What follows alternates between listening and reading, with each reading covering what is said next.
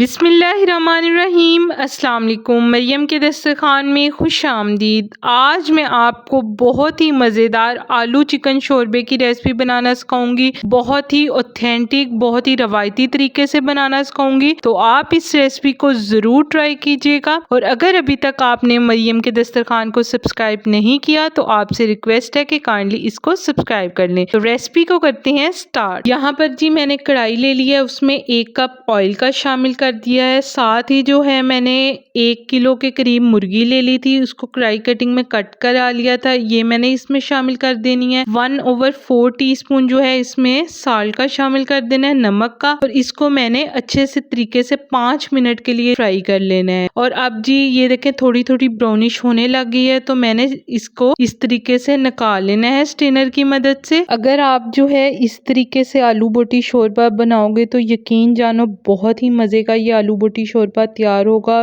بہت ہی اوتھینٹک میں آپ کے ساتھ یہ ریسپی شیئر کر رہی ہوں کہ آپ جب بنائیں گے تو آپ کو مزہ آ جائے گا۔ یہاں پر میں نے 2 گٹھیاں لہسن کی لی تھی، ان کو میں نے چھیل لیا تھا۔ 2 ہی میڈیم سائز کے پیاز لیے ہیں، سلائس کٹنگ میں نے اس کو کٹ کر لینا ہے، اور ساتھ ہی 2 ہری مرچیں میں نے لی ہیں۔ آپ نے ان سب چیزوں کو اسی آئل میں جس میں نے فرائی کیا تھا چکن، اسی آئل میں شامل کر دینا ہے، اور اس کو آپ نے لائٹ براؤن کر لینا ہے۔ ہم نے اس کو زیادہ براؤن نہیں کرنا، تو پھر اگر ہم زیادہ کریں گے تو ہماری ہانڈی وہ ڈارکنیس کی طرف چلی جائے گی۔ تو یہاں پر میں نے 2 انچ کی ادرک کی ٹکڑی بھی اس میں شامل کر دیا ہے۔ آپ دیکھ سکتے ہیں کتنا ہمارا خوبصورت پیاز وہ فرائی ہو رہے ہیں۔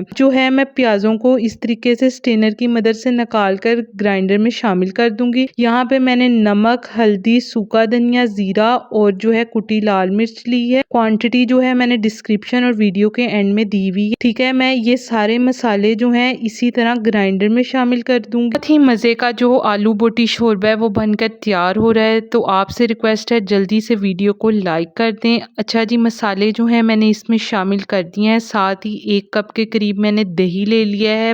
بہت ہی مزے کا فلیور آتا ہے دہی سے، تو آپ نے لازمی اس میں شامل کرنا ہے۔ تو میں دہی کو شامل کر کے اس کا پیسٹ تیار کر لوں گی۔ یہاں پہ میں نے 3 عدد ٹماٹر لیے تھے، ان کے چھلکے اتار لیے تھے، وہ بھی شامل کر کے اس کو بلینڈ کر لوں گی، تو یہ ہمارے پاس ایک کریمی سا پیسٹ بن جائے گا۔ وہی آئل ہے جس میں میں نے پیاز اور چکن فرائی کیا تھا، اس میں ہی یہ پیسٹ میں دوبارہ شامل کروں گی، اور اس کو 5 منٹ کے قریب اچھے سے میں نے اس کو اس کی بھنائی کر لینی ہے۔ الحمدللہ 5 منٹ ہو چکے ہیں اور مسالہ ہمارا اچھے سے بھن چکا تھا۔ اب میں نے اس میں فرائی کیا ہوا چکن شامل کر دینا ہے، اور اس کو بھی میں نے 2 سے 3 منٹ کے لیے اتنا بھوننا ہے کہ اس کا آئل وہ اوپر آ جائے۔ آپ اس طریقے سے آلو بوٹی شوربہ تیار کیجیے گا، بہت ہی مزیدار اور بہت ہی ایزیلی یہ آپ کا گھر پر تیار ہو جائے۔ اب آپ دیکھ سکتے ہیں کہ آئل ہے وہ سائڈوں پر آ چکا ہے، اور مسالہ ہے وہ بہت ہی کریمی، بہت ہی سموتھ بن کر تیار ہوا ہے، اور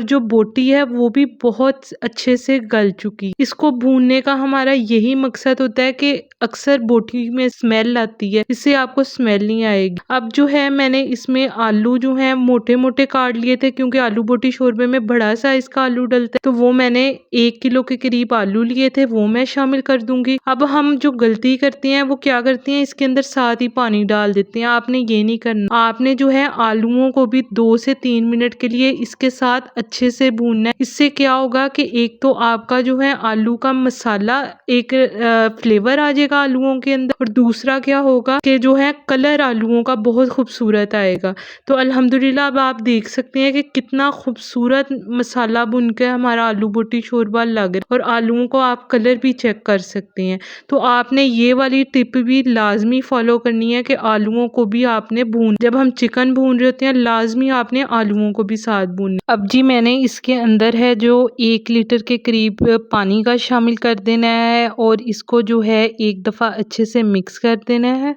اب میں نے اس کو 3 منٹ کے قریب کوکر لگا لینا۔ تو الحمدللہ 3 منٹ ہو چکے ہیں، اور آپ یہ چیک کر سکتے ہیں کتنا مزے کا، اور میرا آلو ہے نا وہ ٹوٹا ہے اور گل بھی چکا ہے، ٹھیک ہے۔ آپ نے 3 منٹ سے زیادہ کوکر کو نہیں لگانا۔ اب آپ دیکھ سکتے ہیں چھری کی مدد سے صرف دم والی کسر رہ گئی ہے۔